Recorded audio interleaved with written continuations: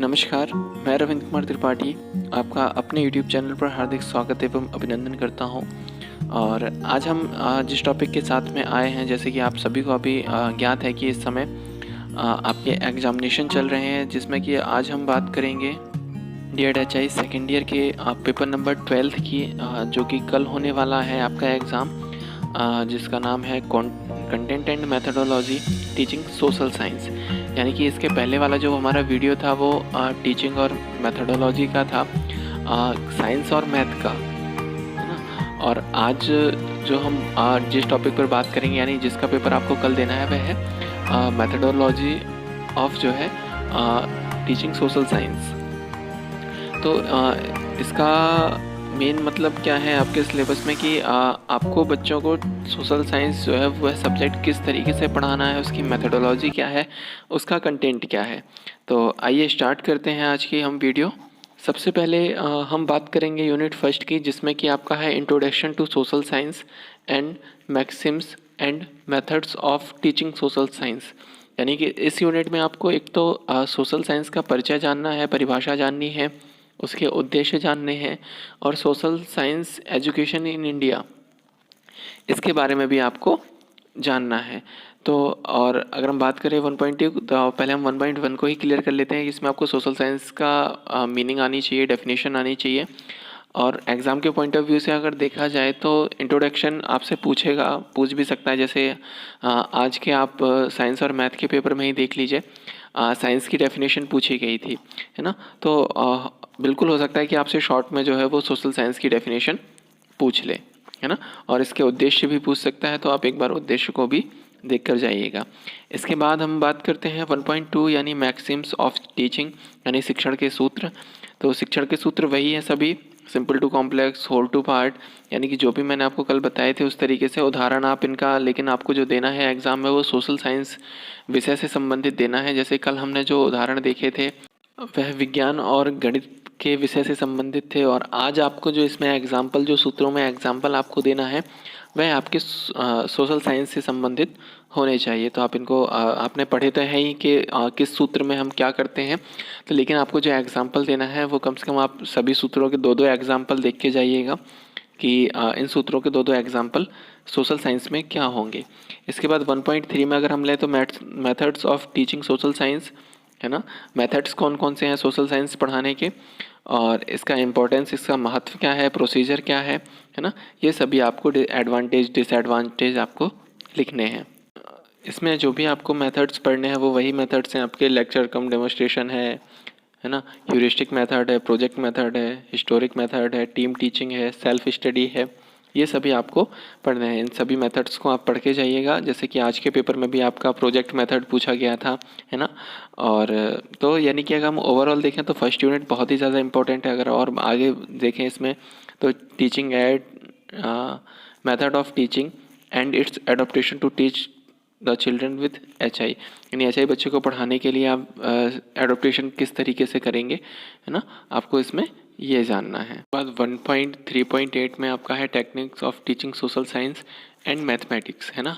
कौन कौन सी टेक्निक है सोशल साइंस पढ़ाने के लिए, जैसे कि फील्ड ट्रिप है, डायरेक्ट एक्टिविटी है, स्टोरी है, इत्यादि के द्वारा भी हम जो है वो सामाजिक विज्ञान का शिक्षण जो है बच्चों को करा सकते हैं।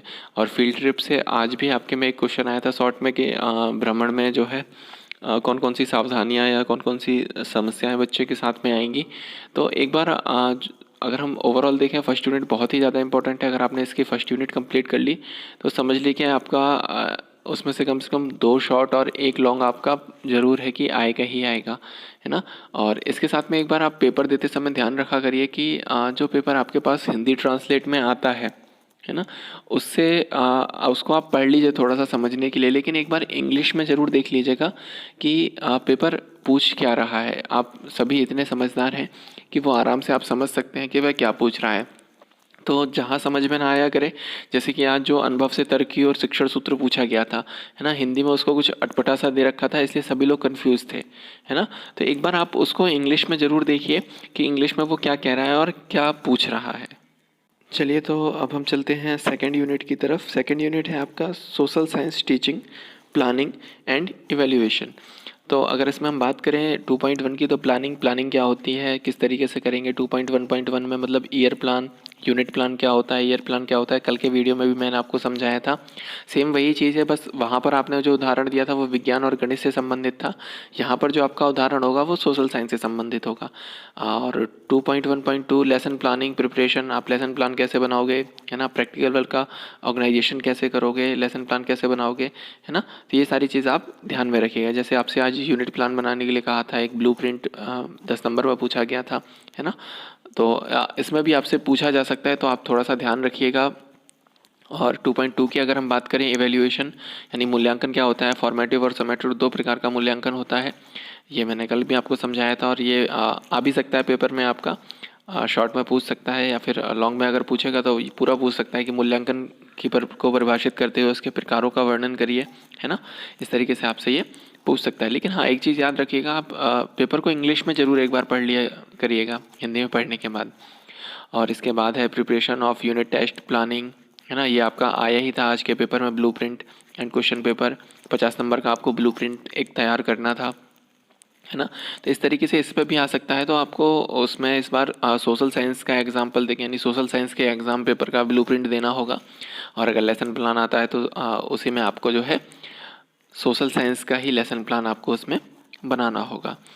और इसके बाद अगर हम बात करें थर्ड यूनिट की, तो थर्ड यूनिट में जो है आपका करिकुलम एंड टेक्स्ट बुक्स। ये आज भी पेपर में आपके क्वेश्चन आया हुआ था, लॉन्ग में पूछा था करिकुलम क्या होता है, टेक्स्ट बुक क्या होती है ना। तो ये चीज़ भी आप अच्छे से तैयार करके जाइएगा, हो सकता है पेपर में आ जाए, है ना। लेकिन आपको पहली और दूसरी यूनिट में से पक्का आपका पेपर बहुत ज़्यादा फंसने वाला है, क्योंकि सारे मेथड, सारे शिक्षण सूत्र, प्लानिंग, एवेल्यूएशन, सभी कुछ आपका यूनिट टेस्ट वगैरह, ब्लूप्रिंट वगैरह पहली और दूसरी यूनिट में ही है। तो पहली और दूसरी यूनिट बहुत ही ज़्यादा महत्वपूर्ण है। तीसरी में आप ये शॉर्ट आंसर में करिकुलम भी पूछ सकता है, जैसे कि आज के पेपर में तो लॉन्ग में पूछा हुआ था, है ना। तो आप इसको भी थोड़ा सा तैयार करके जाइएगा।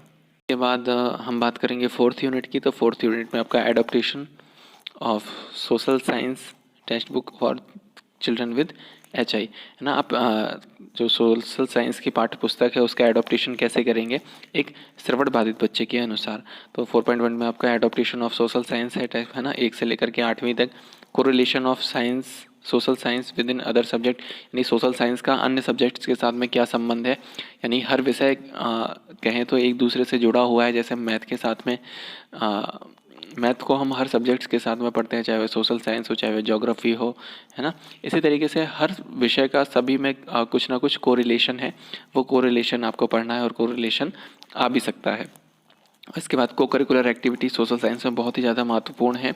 को करिकुलर एक्टिविटी में आपके सभी पढ़ाई सिलेबस के से अलग अगर हम बात करें, तो सभी जो भी एक्टिविटी विद्यालय में होती है, चाहे वह आर्ट एंड क्राफ्ट की हो, डांस की हो, म्यूज़िक की हो, है ना, या किसी नाटक हो, या किसी का रोल प्ले हो, या महाभारत का शीर्षक है, या किसी भी चीज़ को अगर हम XYZ लेते हैं, जो अदर एक्टिविटी सिलेबस से अलग जो बच्चों को कराई जाती है, किताबों से अलग जो कराई जाती है, वो को करिकुलर एक्टिविटी कहलाती है। और सोशल साइंस में इसका बहुत ही ज़्यादा महत्व है।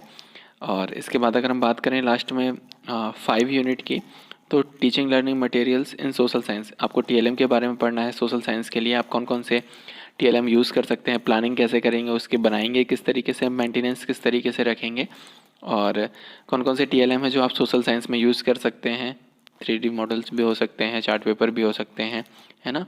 और बहुत सारे TLM है। अगर टेक्नोलॉजी में जाएंगे तो टैबलेट है, लैपटॉप है, कंप्यूटर है, बहुत सारी चीज़ें हैं जिनके माध्यम से आप बच्चों को पढ़ा सकते हैं। इसके बाद adaptation of teaching learning material for children deaf and hard of hearing, है ना।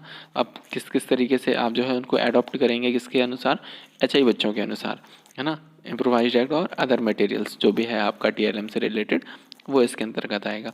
तो अगर हम आज के वीडियो का ओवरव्यू अगर लेते चलते हैं, तो जैसे कि आपने जो कल आज जो आपने पेपर दिया है सोशल साइंस और मैथ का, उसकी जो मैंने वीडियो बनाई थी, उसमें से जो भी सारे करीब 80% तक जो है उसमें से प्रश्न जो हैं आपके आए हुए हैं उस वीडियो में से।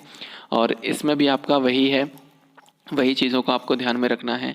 जैसे कि इसमें यूनिट फर्स्ट में आपका मेथड और मैक्सिम्स हैं, है ना, यानी शिक्षण के सूत्र और शिक्षण की विधियाँ जो कि बहुत ही महत्वपूर्ण हैं। तो आप कम से कम 2 से 3 विधियों को अच्छे से तैयार करके जाइएगा और सूत्रों को भी, वो भी उदाहरण सहित, क्योंकि आपसे जब भी पूछेगा वह उदाहरण सहित ही पूछेगा। और यूनिट 2 में इसमें जैसे कि आपका प्लानिंग है, ईयर प्लान, यूनिट प्लान, है ना, ब्लूप्रिंट वगैरह, ये भी आपसे पूछा गया था आज के पेपर में और कल भी आपसे पूछा जा सकता है। बस एक चीज़ आपको याद रखनी है कि आपको जो एग्जाम्पल देना है वो सोशल साइंस में देना है ना।